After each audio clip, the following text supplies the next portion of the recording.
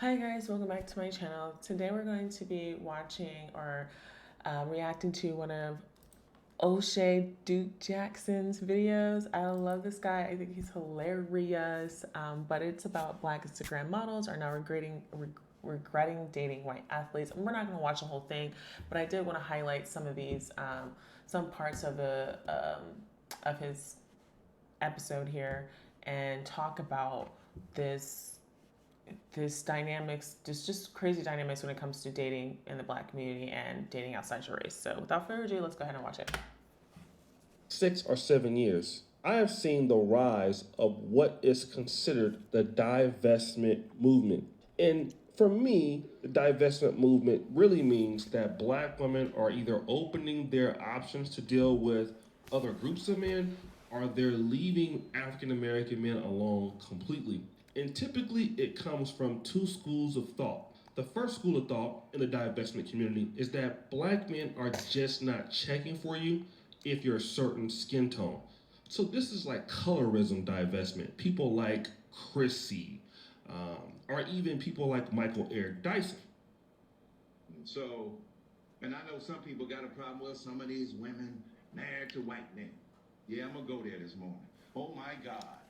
Look, I don't know their situation, but this is what I do know. Some of them, a lot of them are dark-skinned black women, and some Negroes got a problem seeing the beauty in dark-skinned black women. Don't you be mad because a white boy came along and saw what you threw away. I ain't saying that's everybody. I ain't saying that's everything. I'm not saying it's universal. But before you rag on them, understand the story. Some of these darker skinned black women don't get no love. Could be at a place like Harvard, Princeton, and Yale, and the brothers dating all white women. Now that's their choice if they want to do that, but look at the demonization of darkness. Look at the chocolate charm that's being overlooked. Look at it, and we got everything in the book: vanilla vitality, caramel cuteness, chocolate charm, Oh, I think I'm a mocha mocha. magic. Yeah, We got it all, mocha bro. magic. And yet we overlook that, right? Because we think that the white man's water is wetter. And skin and flesh is sweeter and sexier.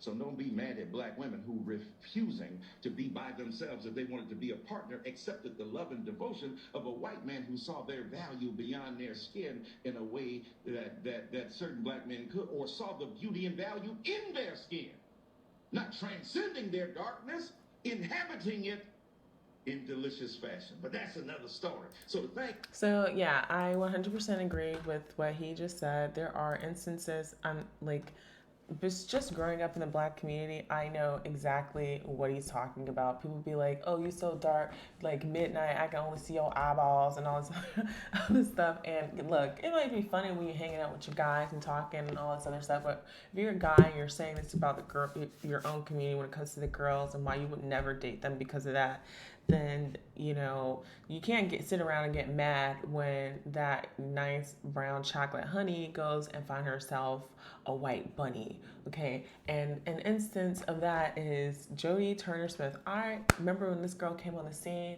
all I could say is damn, she's fucking gorgeous, beautiful, everything about her. She's from London, and I heard her talking about her experiences like this in London and how she got no love and all this other stuff. And it was a black man from I don't know who it was that introduced her into modeling, but it was a black guy actually from America. Was telling her to come to America. She came to America and started modeling, and I love sci-fi. So Joshua Jackson is on The Fringe, on the show The Fringe, and oh my Lord Jesus, he was so sexy. I don't know why I thought that man was so sexy. I still do. And when I saw that he was getting with the girl, getting with my girl Jodie, I was like, I could not be happier because I don't know, they're just from his acting.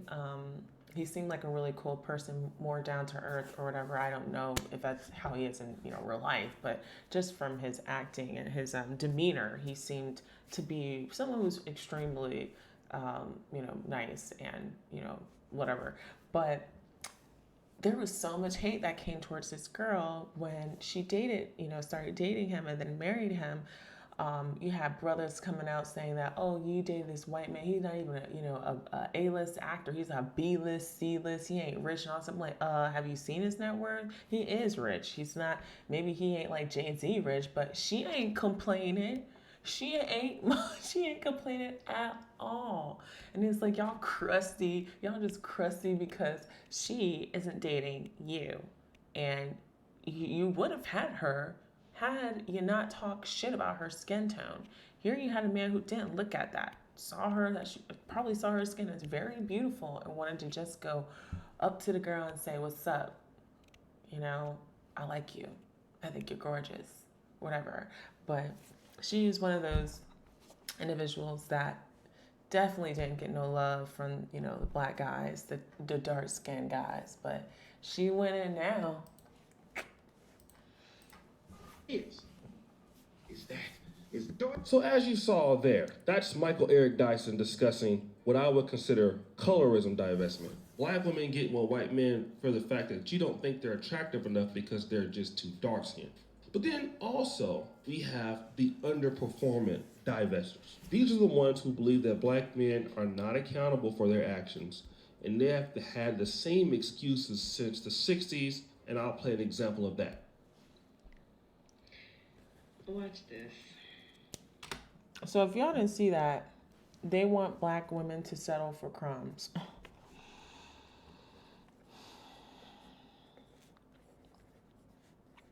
Okay.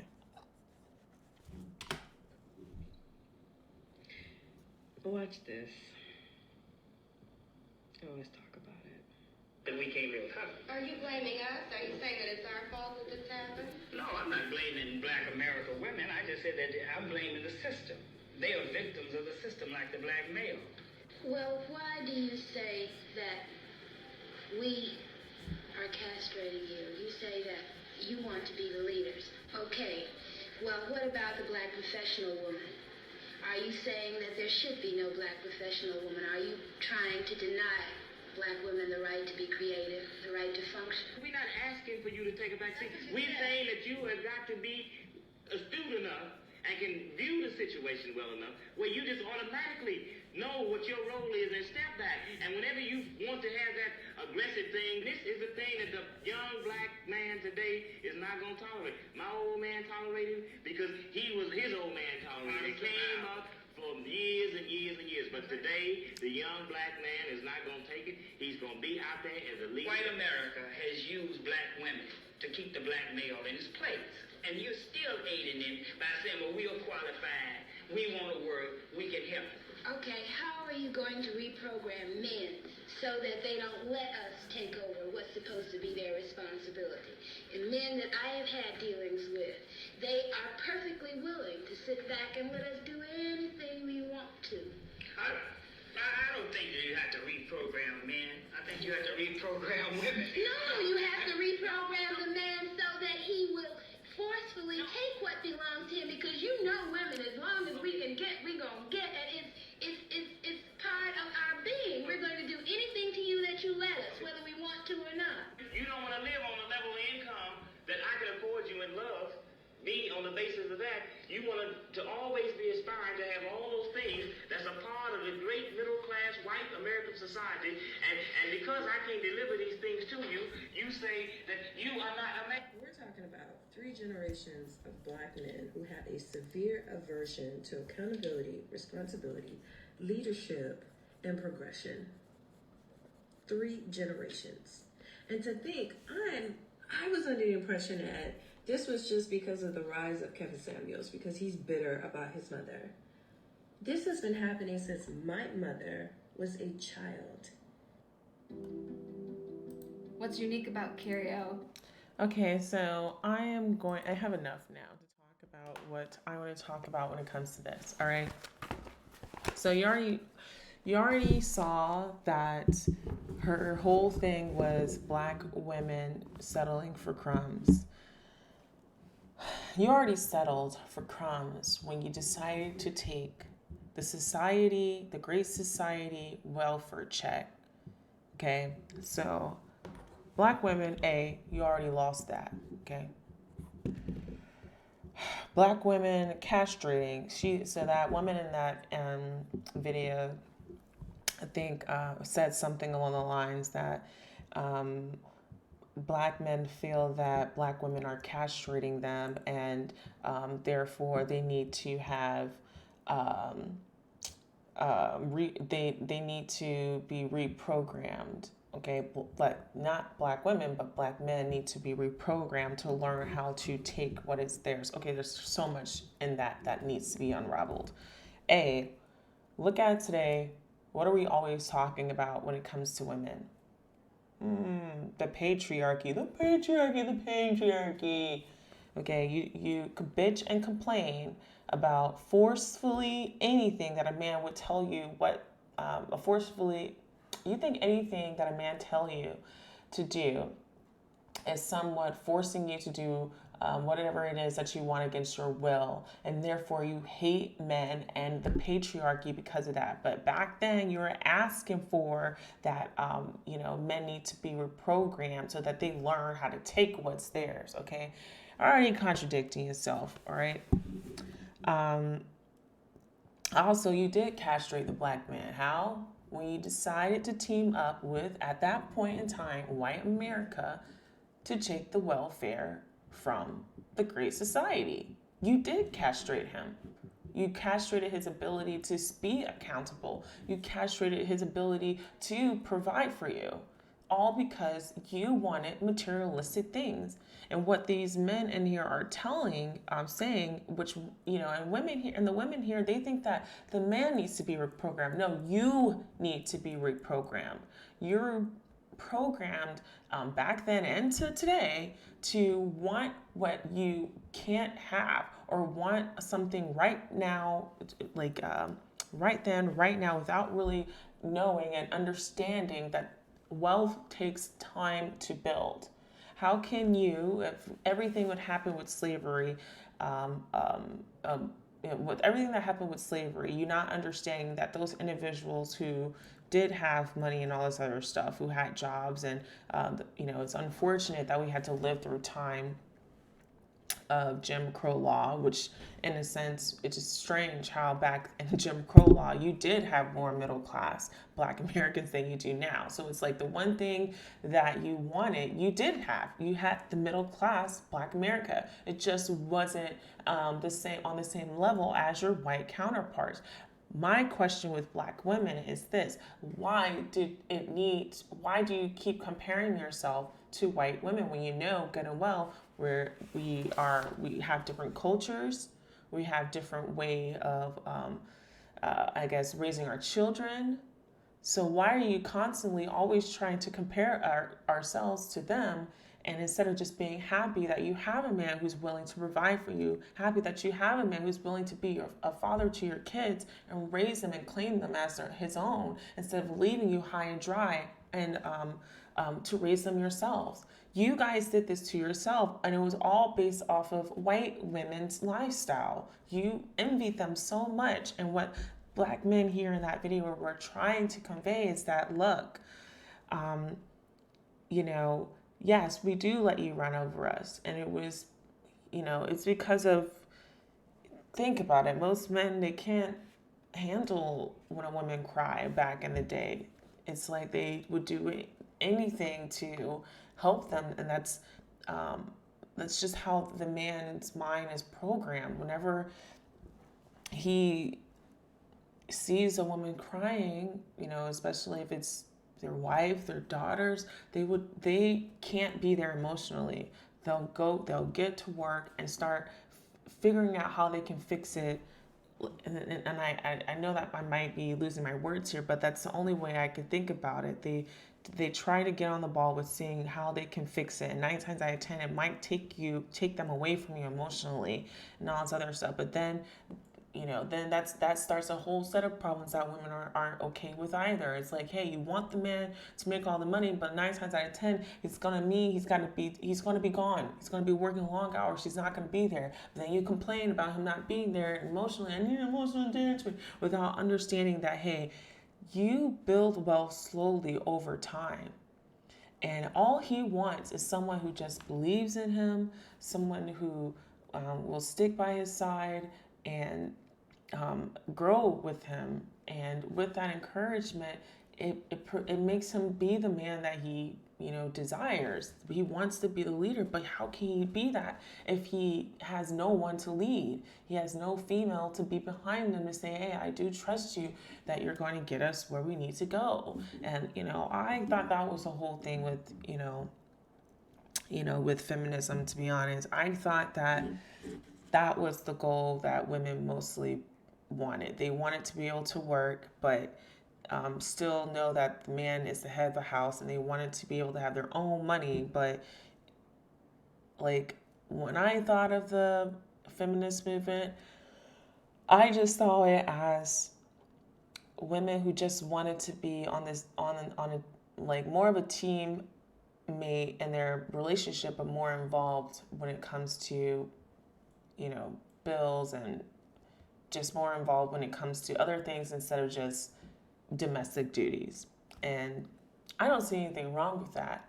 I just think there needs to be discernment on knowing when you should, get to work in the house, and when to step back from the workforce so that you can still fulfill your duties as the woman of the house. And when you're a woman of the house, that includes making sure your kids are good, making sure your house is clean, making sure when your husband comes home, there's peace, there's dinner. This is just, people might say that's traditional, but I can think back in,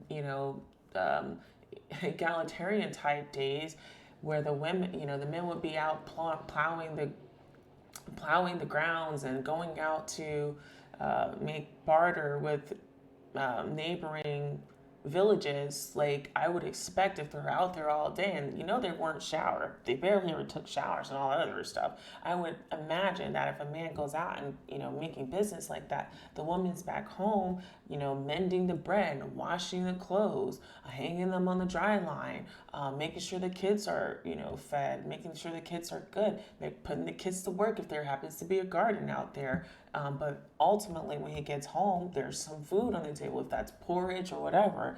Like, this is not, people want to say this traditional. No, I think this is just instinctual. But if you want to survive, you can't, like women, we cannot survive on our own. You can sit here and say this all you want, but like, everything, a lot of the stuff that we have, that we do survive, when we say we survive on our own, oh, I can't survive on my own, a man made it. A man assembled it. So to sit here and say that you could do everything without a man, it's false. So, and then it goes on to like this, when I think of black men, and why, when they get to a certain economical state, why they don't want to be really looking for black women, because at some point you'll never, ever, ever, ever be happy with the amount of money that he gets. Why would he want to be with you if this is the only thing he sees in our community? The envy and never, ever, ever being content and satisfied. This is probably why they will go to date outside their race, Asian women mainly, or white women. I don't know, white women are trying to like they starting to become not the prize either, but not the prize, but not they're starting to act in ways that are belligerent, that we would see displayed in the black community too now. Let's just be real.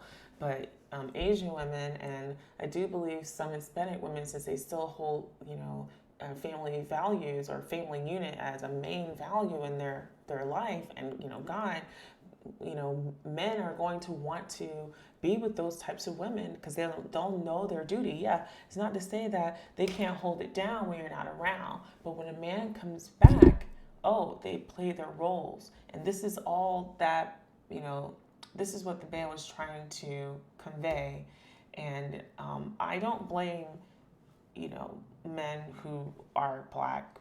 I don't blame them when they get to a certain social economical state or tax bracket, why they don't date black women. It makes sense to me. Why would you want to be with someone so combative? And it's so prevalent in our culture to be combative. You most likely, if you're going to be working all day, and these types of jobs where you're making six figures, multiple six figures, I can understand that. It can be a highly stressful job. Why would you want to then come home to someone who's never grateful? Would you want to come home to someone who is grateful, who will always be there to make sure you're good, make sure you got your belly is full, make sure your house is clean, make sure you got, you know, your robes, your ties, your whole outfits organized? It makes sense to me, but you know, it's just really sad. But that's like my first video when it comes to interracial dating. Well, why, you know, this is happening. But anyways, thanks for watching. Like, share, subscribe, and I will see you in the next one.